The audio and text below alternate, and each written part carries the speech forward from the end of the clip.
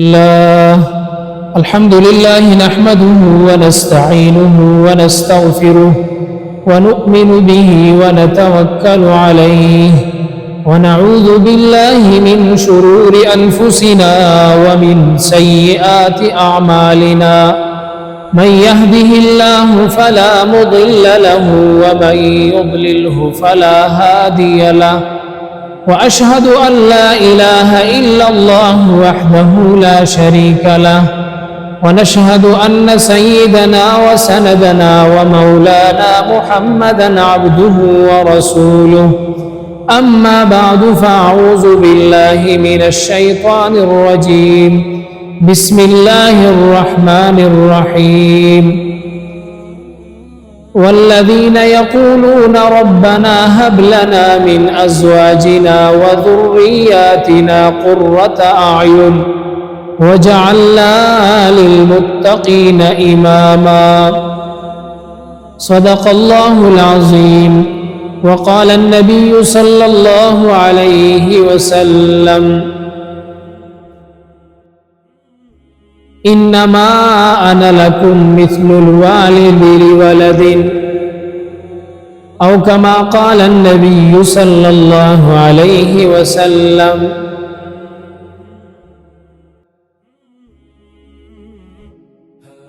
دا اولاد دا تربیت متعلق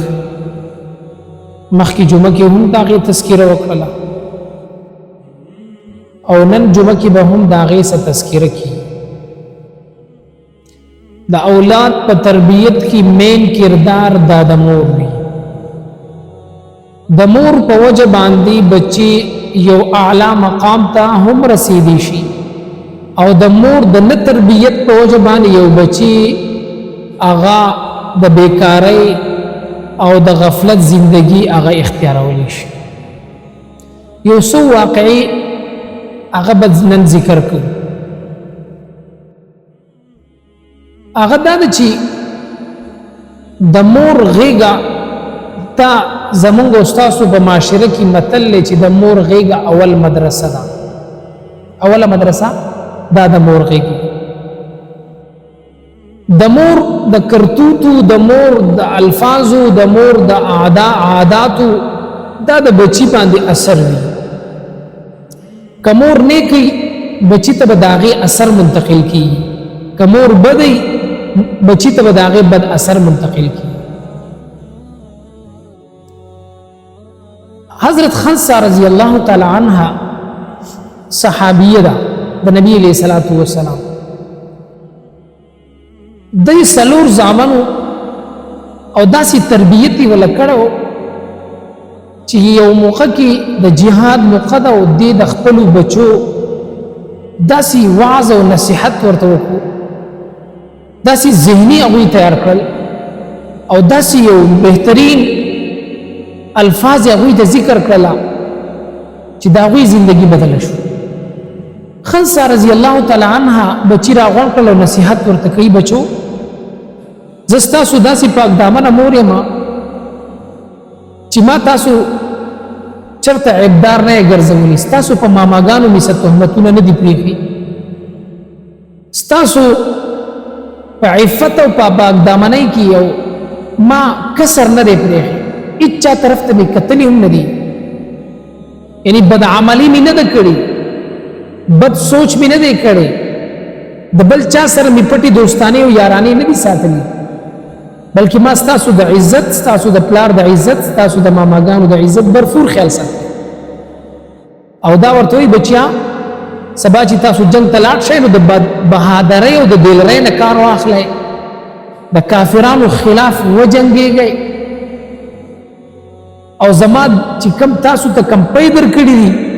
د هغې پوره خیال وساتئ او د هغې خیال دا دی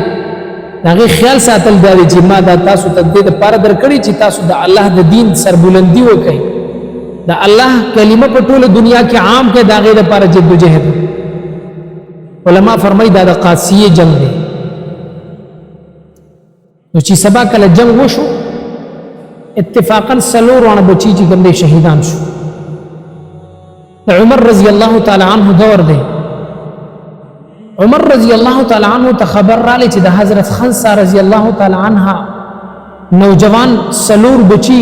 نوجوانی ته رسیدلی دي، شبابیت ته رسیدلی دي،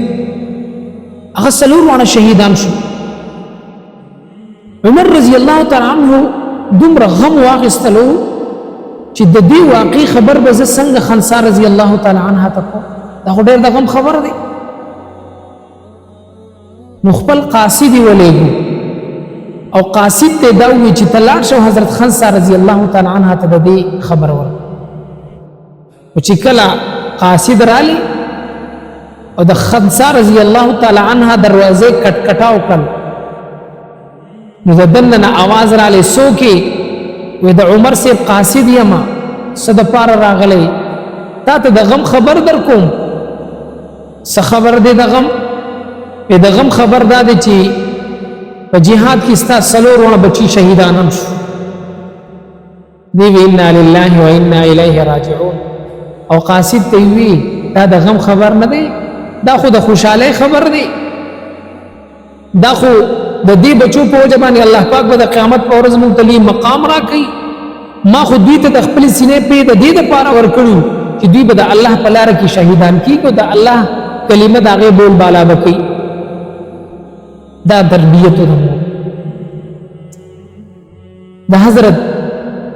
بختیار کاکی رحمه الله لوی بزرگ تیر شوی، داغه مور به د دې بختیار کاکی تربیت کو. هغه دا چې بختیار کاکی رحمه الله په یو اداره او مدرسه کې سبق وي یا په اسکول کې سبق وي، چې دې به کله غارمه چې ګمنه د سبق نه واپس راتلو نو مور به ورته چې بچي اول 2 رکعات مونږ وکا او د الله نه روټي وغوړ، الله به له روټي درکړي. نو د مور یو سره دا هیله کړی چې هغه ته به روټي اکټ دلاندې چرته پار مارای کی چرته په بلځي کی، دا به ورته پټي خو دي. هغه چې کله 2 رکعات مونږ وکړو نو چې اوس روټي کم ځي کیدا مور ورته بچي وګور الله پاک به چرته خو دي راوړي وي، چرته به د کټ دلاندې پرتو راوي سو وبغه خړل.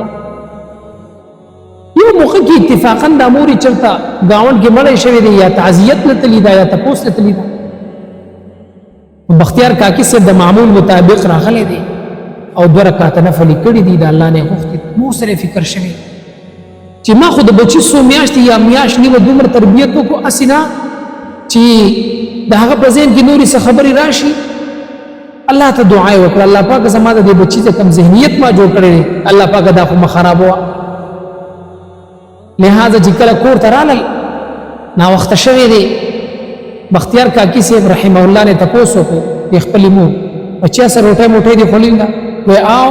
څنګه دی خولیندا په 2 رکعات نفل مو په الله نے مو غوښتا د نور پش کله دی پشان نه لاله الله ډېر بهترین دعا امر. هغه بختیار کاکی د زمانه لی ولی الله الله پاک د مور په تربیت باندې ورس مقام ته ورس. عبدالرحمن فروغ رحمه الله د بیبی دا عبدالرحمن فروغ د مدینه منوره باشندو د جهاد د پاره لاړې، د جهاد د پاره وتلو 27 سال مسلسل جهاد کو، یو زین فتح کیږي بل زین فتح کیږي بل زین 27 سال مسلسل جهاد او 20-30 ہزار کم و بیش داسې د نانی د خپلې بیبي ته پرېښي دي چې کله ځي نو بیبي ته چې کوم دی 20,000 دیناره دراهم یا 30,000 دراهم د بیبي ته پرېښي چې په دې باندې ستا په دې ګېډه چې کوم حمل دی د دې بتا ځان د فراغت دپاره او د بچي د پیدایش دپاره چې کوم اخراجات راځي او بیا چې د کم د لویېدلو د کم د وخت تېرېدلو د چې څه لګي بس دا پیسې په دې کې استعمال. دا عبدالرحمن فروغ ولاړې او د دې زنانه الله پاک ماشوم پیدا کړ. دا زنانه راولګېدل او د خپل بچي داسې تربیت یې وکړو چې دا څومره پیسې ولا خاوند ورکړې وي 30,000 درهم دي یا 60,000 درهم دي، دا ټول په خپل بچی باندې چې کوم صرف کړل. داغه نه ډېر لوی محدث او ډېر لوی عالم جوړ 27 سال زمانی نه پس تیرېدو نه پس چې کله عبدالرحمن فروغ کور ته راغی د مدینې منورې نقشه بدله شوې ده ځکه 27 سال لوی عمر دی ماشوم پکې نوجوان کېږي او لوی مقام ته رسي پکې نو دې چې کله مدینې منورې ته راورسېدو نو داسې تیاره خوره شوې ده ماسوتن دی د خپل کور دروازه خو ورته معلومه چې دا زما کور دی هغه کور دروازه چې کوم دی کټکټاو کړه دننه نوجوان اواز کوي څوک یې زه عبدالرحمن یم څه دپاره راغلی دا زما کور دی خپل کور ته داخلېدل غواړم دننه ورته نوجوان وایي دا ستا کور نه دی زما کور دی په دې کې دا خبرې تیزی شوي دي او د عبدالرحمن فروغ چې کوم بیبي دغه د خپل خاوند د اواز پیژندلې ده راپاسېدلې ده خپل خاوند اواز چې واورېدلو بچي ته وایي دا ستا پلار دی دروازه ورته کولاو چې کله دروازه کولاو کړله یو بل سره میلاو شو ته څوک یې زما په کور کې نوجوانه بیبي ورته وایي دا ستا بچی دی نوجوان شوی دی او بچی ته وایي دا ستا پلار دی 27 سال د چې کوم دی د الله په لار کې جهاد و بهرحال شپه تېره شوله دی عبدالرحمن فروغ دی راولګېدلو او د خپلې بیبي ته ویلي چې ما تاله کوم زرګونو باندې دراهم درکړي په هغې کې څه وکړله دی ورته ووایي چې ته لاړ شه د سهار لمونځ وکړه او چې کله د مازه نه پس راشې زه به تا ته د هغې جواب درکړم دی چې کله لاړی عبدالرحمن فروغ نو مسجد نبوي کې په امام پسې لمونځ وکړو د سحر مازنه پس حلقه ولګېدله یو محدث راله بهترین وزقت او باوقار شخصیت په مسند د احادیث باندې جلوه افروز شو د جناب محمد رسول الله صلی الله علیه وسلم د روضه اقدس خواته کېناستلو او حدیث پڑھاوي قال رسول الله صلی الله علیه وسلم کذا قال کذا یعنی د نبی علیہ الصلوۃ والسلام حدیث پڑھاوي یو مقام ورته حاصل له لوی بزرګونو مجموعه باندې هغه ناس ته دی عبدالرحمن فروغ دی راولګېدلو د خپل خواته چې ناس کس دی دغه نه تپوس وکړو دا سړی څوک دی دا محدث دا کس ورته وایي سبحان الله ته دې نه پېژنې دا خو ربیعة الرای دی د عبدالرحمن فروغ دا د هغه زوی دی دا مقام وله خدای ورکړی دی ډېر خوشحاله شو ځکه دې ناس کس ته خو پته نه شي دا عبدالرحمن دی ځکه 27 سال زمانه تېره شوي وه ډېر خوشحاله شو او په دې زړه کې یو قدر او قیمت او د الله شکریا دا ادا کړله چې زما په بچی کې الله دومره ځای وکړو چې دې مقام ته راورسېد عزتمندو یو سړی د بل چا په مرتبې په اوچتېدو دومره نه خوشحالېږي علاوه د پلار وایي زما بچی دي زما نه هم لوی مرتبې ولی شي په دې خوشحالېږي ورور نه خوشحالېږي تره نه خوشحالېږي تره زوی کلیوال مقتدي امام نه خوشحالېږي لیکن پلار په دې خوشحالېږي چې زما زوی ته څومره لوی مرتبه میلاویږي پلار په دې خوشحالېږي زما نه دې اوچت شي لوی مقام دی د پلار ډېر خوشحالېږي بچي ته مور بچي ته ډېر خوشحالېږي دا عبدالرحمن فروغ چې کله کور ته رالی نو ښځې ورته ووایي څنګه چللی څه دې ولیدله وایي زما د بچي خو ډېر لوی مقام دی په مسجد نبوي کې او په مدینه منورې کې تا چې دا کوم سوال تپوس وکړو چې زما هغه دراهم په زرګونو دي څه کړل ما ستا په دې بچي لګولي دی دا مقام ته مې رسولی زما عزتمندو د بچي په کامیابۍ کې د مور ډېر لوی کردار وي مور چې کله د بچي په تربیت باندې راشي په حسن تربیت نو د بچي نه چې کوم دی ربیعة الرای لوی محدث جوړوي یا بختیار کاکی تی جوړوي مور ته دا مقام الله جل شانه ورکړی دی چې ته د دې بچي دپاره مدرسه یې ته د دې بچي دپاره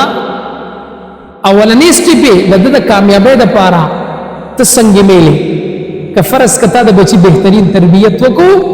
دا بچي به داسې مقاماتو ته رسي زمونږ استاسو زنانه زمونږ استاسو هغه دا چې کوم زمونږ استاسو میندې دي الله جل شانه دې هغوی دا مقام ته ورسوي او زمونږ استاسو بچي دي الله پاک دینداره کړي واخر دعوانا الحمد لله رب